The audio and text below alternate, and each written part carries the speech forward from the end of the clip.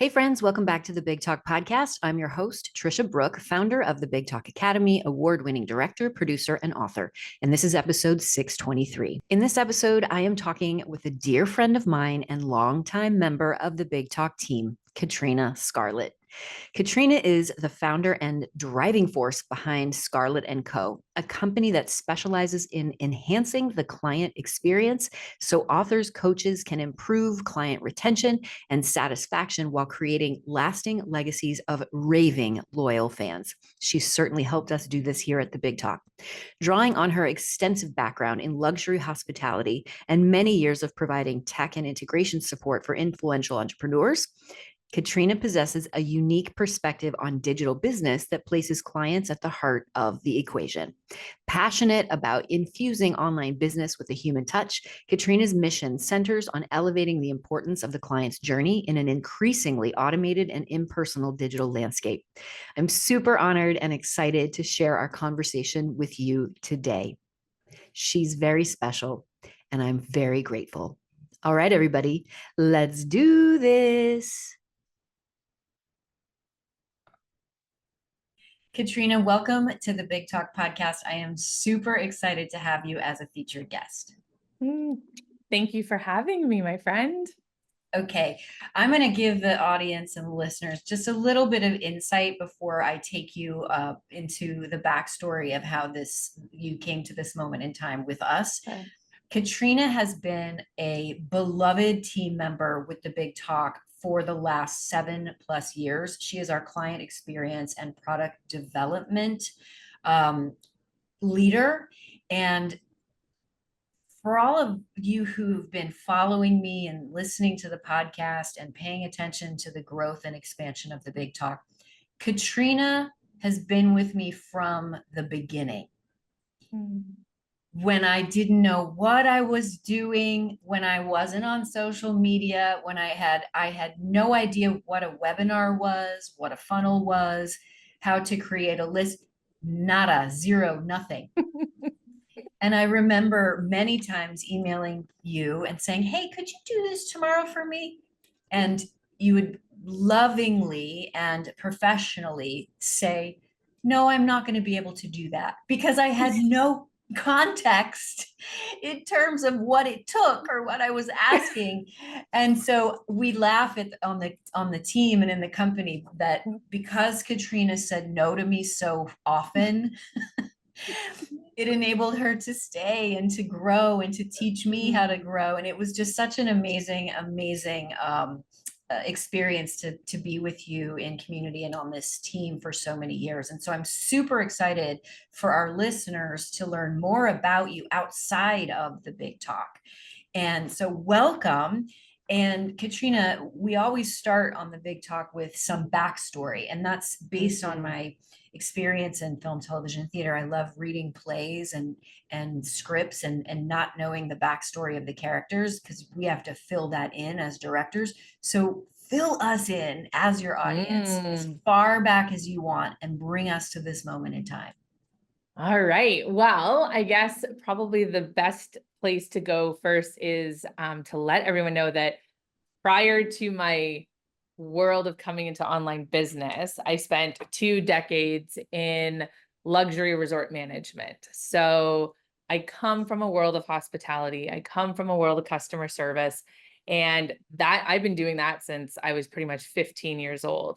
And so that has slowly just, become ingrained in me, if you will, like in my blood now. I can't not do it, if that makes sense. And my father is a program engineer. So I inherently have the tech gene pretty much in my DNA. And tech comes very easy to me, as some people have learned along the way. And when I realized it was time to kind of hang up my resort kid shoes, and I needed a lifestyle that was a bit more balanced, I decided to try the entrepreneur thing and go into the online space. I knew a couple business owners who were needing some online support, and I was like, yeah, I can figure that out. Like when I started, I didn't know what a funnel was either. I didn't know, how to figure out how to send an automation or set up an automation, an active campaign, or whatever it might be. I just decided to start learning and start figuring it out. And I figured out where the people who had asked me to help them, like where they needed the help. And then it just kind of went from there. And then along the way, probably about, I spent a good 3 years, it's probably about a year after I started into online business that you and I connected. And then it was really probably about, another 2 years where it finally came to my attention from somebody drawing it to my attention that my secret sauce is the marriage of hospitality and tech in the online space, and that the customer service side of things, the hospitality side of things doesn't come naturally to other people who are supporting online entrepreneurs. Right. And for me, I was like, they don't think about that stuff. They're not thinking about the client or the customer. Like, it was mind Isn't that blowing to me. crazy? Yeah, that's so Yeah. mind Like, blowing. because it's just so natural to me, right? We often don't see that that's not natural to other people, right? When it's so close to us. And so I started really paying attention and being like, okay, where could things be improved? Like, I'd put myself through an experience with somebody's business. And I'd be like, oh, they took my money and never talked to me again. Or they didn't deliver what they promised, or, they over promised, then under delivered, right? Or whatever it was. And I just really started paying attention to the prominence of online business owners really kind of, I guess, adopting the set it and forget it mentality of automation, the idea that you can have passive income and not actually be present as a business owner, which is so not the truth, as you know. And so I saw like people adopting into this like mindset or this, idea in marketing that you can have these online side hustles, you can automate everything, you can have a 4-hour work week. And sure, I guess you can sort of do that and have a very short-lived business, right? Because it's not going to be long-term successful. And you're missing out on so much by not treating your people as proper human beings on the other side of a transaction, just as if they were going to walk into your clothing store, right? Or come to your restaurant. So yeah, so that's pretty much where I then just started to be like, okay, let's bring client experience to the forefront of online business. And what can I do to make that happen? I love that. And I want to connect the dots for our listeners, Katrina, how you were able to use your voice that you so cultivated and mastered inside of luxury hospitality and are now teaching how to use how teaching others how to use their voice literally and figuratively when it comes to managing clients and creating that long-term relationship where they not only stick around but they continue to buy. Now, how did you learn to use your voice when it comes to luxury hospitality? And then I want you to take us onto the journey of you deciding how to teach others to use their voice in service of their clients. I think everything goes back to key mentors, right? Like every place where I worked. And so when I worked in the resort and hospitality industry, I moved around. So I started at a resort here in the area where I live now. Again, I've moved back to. Then I spent 4 years on cruise ships for Celebrity Cruise Lines. Then I moved to BC in Canada and worked in 2 different resorts in 2 different areas of the province.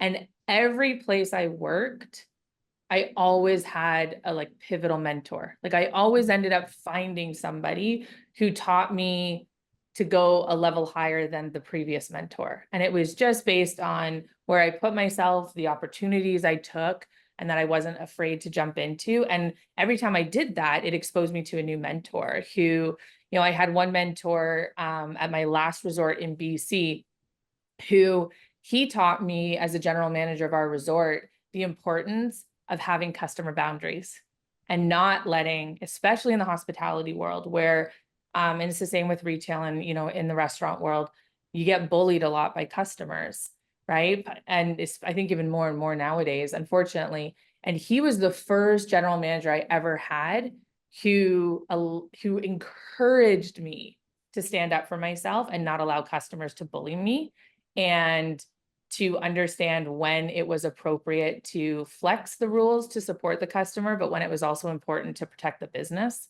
And he always had my back, always had my back. And in that role, where I was at that resort, I had to make a lot of decisions that customers didn't necessarily like. And so I was dealing with a lot of bullying, and people trying to persuade me, and people even like bribing me to change policies and do things I wasn't supposed to do, and all of that. So he was definitely one that like nowadays really stands out, because that's something I really advocate for the people that I support, is understanding how best that we can lay out customer expectations and customer boundaries, especially in the online space, because we're not necessarily sitting down at a restaurant and getting to know people and shake their hands. A lot of times our entire experience with people is completely virtual, right? And so what are we doing to create those proper partnerships that are supportive and mutually reciprocal on both sides? But yeah, I think it honestly comes down to mentorship, right? And every time I took a new opportunity, I put myself in a room where I was not the smartest person, right? And I just absorbed everything I possibly could. And I still do that to this day. I don't want to be the smartest person in the room.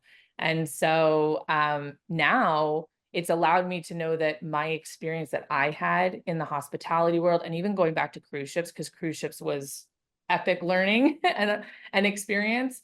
I know that I have so much sound wisdom and knowledge, especially my schooling, because my schooling was related as well, to be able to see in the online space what really helps set businesses apart, in terms of when you compare it to if I sat down at a restaurant versus if somebody's coming into my webinar, right? What can we take from, going to, you know, some of the most prominent restaurants, I'll say like New York City, right? Like Madison 11, right? Like all of those restaurants, like what can we take from what they do? Like, they place your napkin on your lap.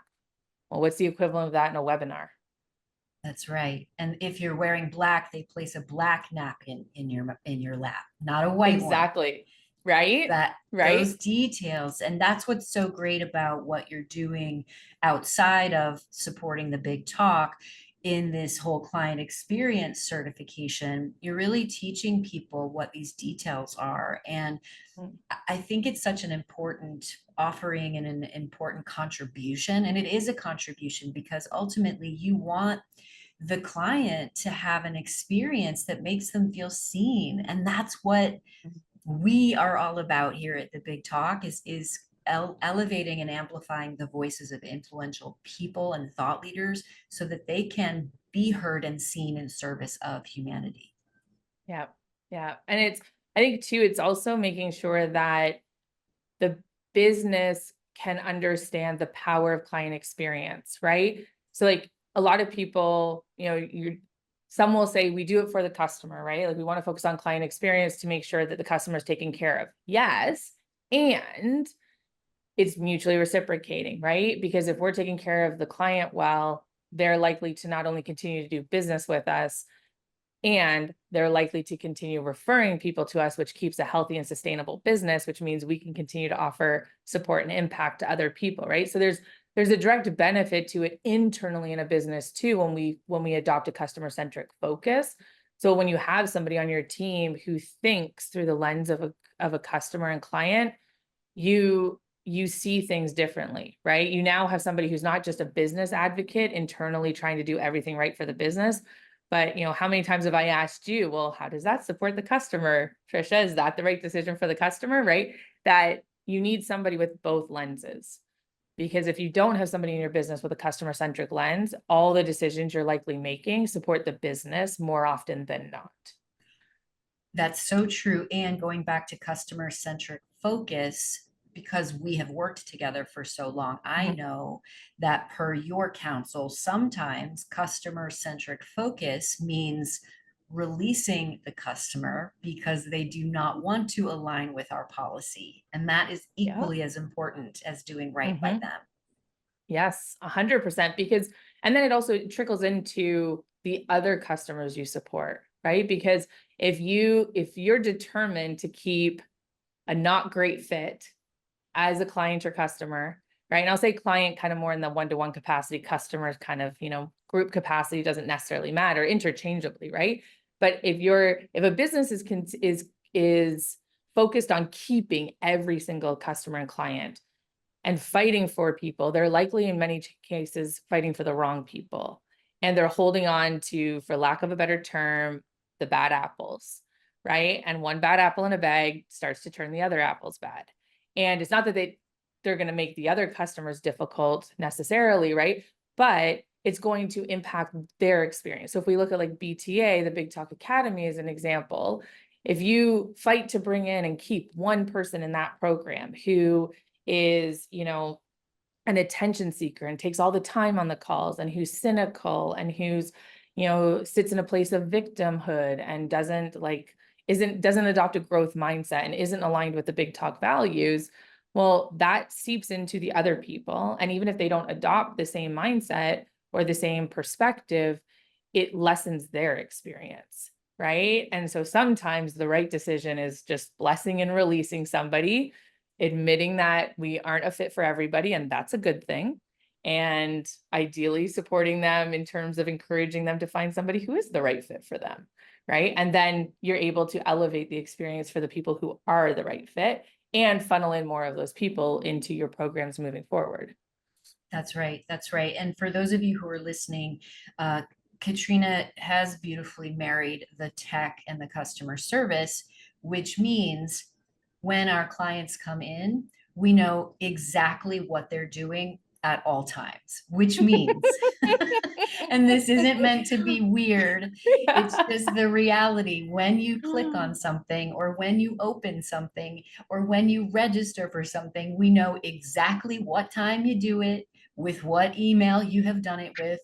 That is not only meant to help us create this high level of customer and client experience in service of sharing the welcome packet and the email with you and making sure you get a personalized video. And it also proves to us that you did read the agreement, sign the agreement. So if you're asking for a refund because you never got anything, this is the brilliance of Katrina and her mind, and how she has set up not only to support the customers who we want to give this high level, high touch experience to, but it's also set up to say to the customers who are the bad apples, actually, you did click on the email. We know otherwise. I can see where you're going with that. With my, for those listening, I'm known to be a little bit of a Sherlock Holmes in the background, because honestly, like, tech is meant to work for us, and we can leverage it from both perspectives, right? And us being able to know what's happening through our tech also then allows us to support our people as best as possible to make sure that the communication, especially, that we're sending to them is the right message to the right person at the right time, versus, like sending sales emails to people who are already in the program we're selling, right? Sometimes it happens because sometimes people are registered on the email list under 700 different emails, right? And that we can't account for. But if we're leveraging our systems in the background to the right capabilities, I can say, oh, Tricia doesn't need that email. She's already part of the Big Talk Academy, so we'll omit her. But if we're not leveraging tech that way, then we're just blasting everyone with stuff that isn't necessarily pertinent, right? So it protects, there's a lot of benefits to it. But yes, I get a little nerdy on that stuff, as you know.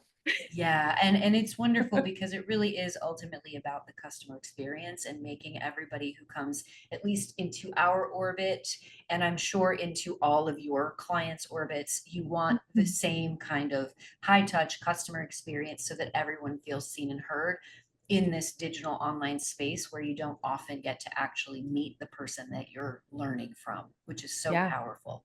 Yeah. And even I'll just add to that really quick, if you don't mind, that because I know this is something you think of, is in today's climate, especially, there is a big concern of trust factor. Yeah.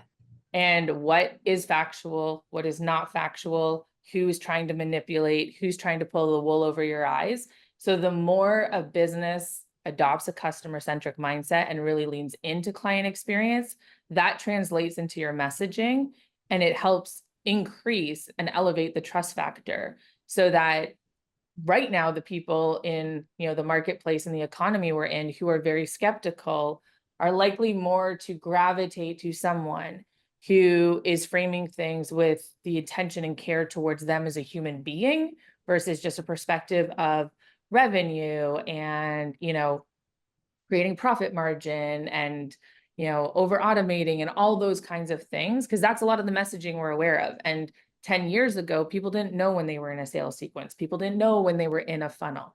But our customers are wise now, and our customers are very discerning, and they're very skeptical because of the climate we're in right now. So the more you leverage it for client experience and customer-centric focus, like the better you are in the eyes of your clients and customers in terms of really helping them gravitate to you and trust you in a world where right now we're not really sure what's fact versus fiction. That's so true. And I'd love for you to speak a little bit, Katrina, about this idea of being able to use your voice in a digital space when it comes to earning that trust. And for me, it's all about consistency. I have shown up for the last 7 years as a mentor and director and curator of thought leadership, influential voices, and speakers. I didn't all of a sudden decide to start teaching about AI or copywriting. And so you see all these flip-flopping things happening on on social media.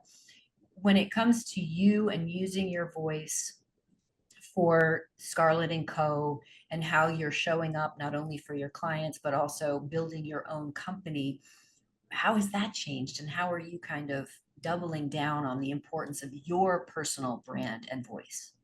I think for me, I've done a lot of work in the last year and a half around my own alignment and my own kind of really doubling down into what lights my fire and what ignites my spark.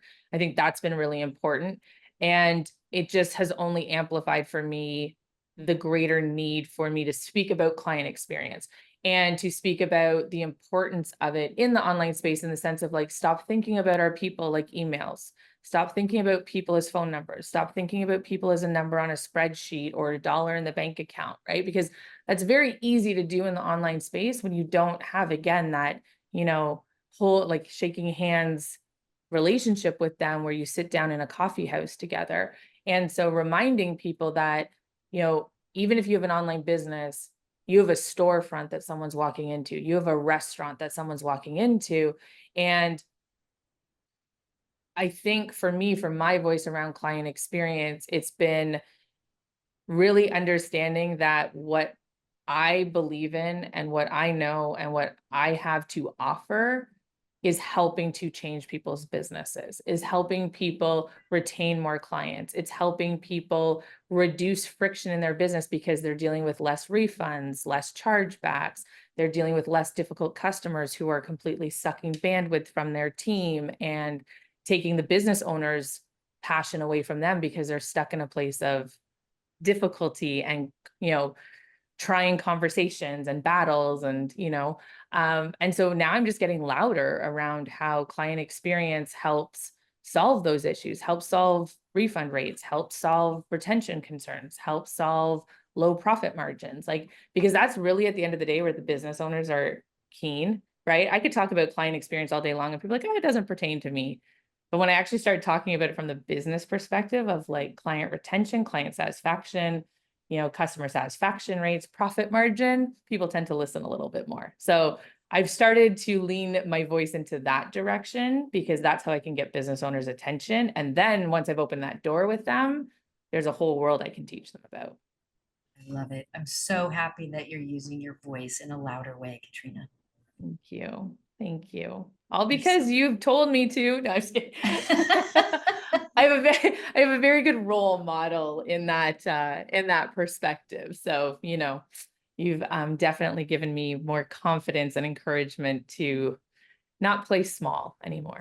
Oh, that makes me so happy. Let's move into some fast talk. Are you ready? Oh my gosh, I'm gonna try.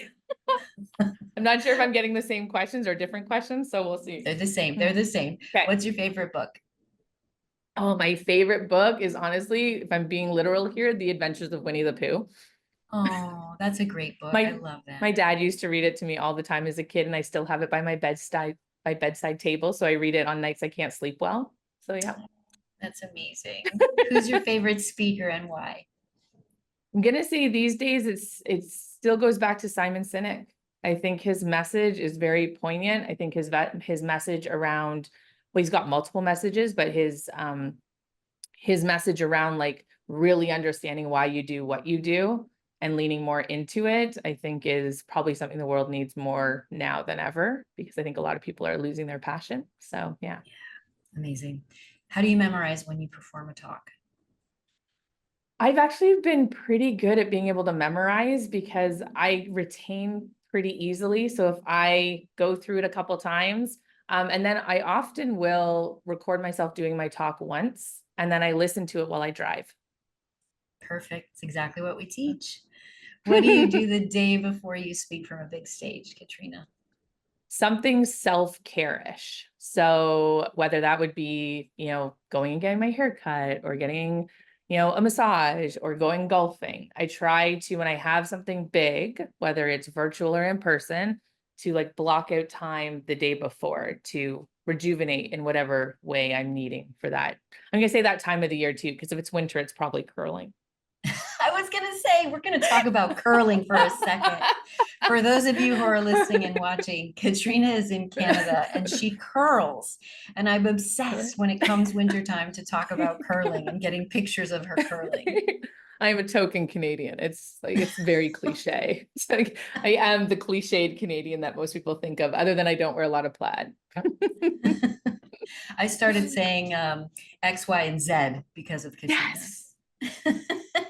It makes me so happy. Yes. All right. What podcast are you currently obsessed with? I've actually reduced my podcasts. So now I've gone back into more story podcasts, like on Audible. They have like the Moriarty series, which is like a different take of Sherlock Holmes. And only because I was overindulging myself to the point of like analysis paralysis, and just I was intaking way too much information between reading and between listening to podcasts, that my brain was never actually getting some downtime. So I've actually like I'm on a podcast hiatus unless it's a story. That's great. That's a great observation in terms of what our brains need, for sure. Mm-hmm. Katrina, it's been such a pleasure to have you on the podcast as a featured guest today. Where can our listeners get in touch with you? And I think you have a special gift for us. Yes. So you can get in touch with me at scarlettandco.ca. As well, I'm on Instagram, but I'm going to be honest, I'm not a huge social media fan. So I am a fan of it. I don't spend a ton of time on it. So you're better to email me. So you're welcome to email at katrina@scarlettandco.ca. And I know, because I know the business, all this stuff is going to be in the show notes. And I would love to offer the Big Talk audience a 50% discount on any of the products that we have over in the CX shop, which is our digital product shop for just some different support tools that you might need to help amplify what's going on in your business for client experience. And I will say too, I'm not exactly sure when this episode might go live, Tricia, based on your schedule. October 15th. Oh, perfect. Okay. So keep checking back, because we're making some new iterations to some of the content in the CX shop, but we will have an ongoing 50% discount code for you, which will be the Big Talk. So it's nice and easy. Amazing. Yeah. Well, for those of you who are listening, I think this is a very special and bittersweet episode, because Katrina is transitioning out of the Big Talk as our client experience and product development specialist, so that she can really spend all of her time supporting her client base and teaching people how to become certified through her client experience process. And it has been an honor, a joy, and a privilege to spend the last 7 years with you. You have helped take our business to the next level. I have adored every second of working with you and being supported by you. And this is not goodbye. This is not at all. This is until next time. And I will forever be a huge fan, and I will support you and your business. And anything you need from me is a forever yes. Aw. You weren't supposed to make me teary-eyed. You didn't warn me about that. Oh, I didn't know I was going to say it either. I just think it's such a perfect opportunity for the listeners to know how fantastic you are and what an integral part of our team you have been. And I love you. Oh, I love you too. And for those of you who are listening and who have dropped in with us today, thank you for being fans of the Big Talk. If this episode resonates with you, share it with your friends. Definitely take Katrina up on her gift. And if you're watching on the YouTube channel, subscribe and hit that notification bell so that you get access to our latest episodes. And again, I want you to remember that your voice matters and everything you do in the world is going to have the kind of impact you desire. Big love, everybody.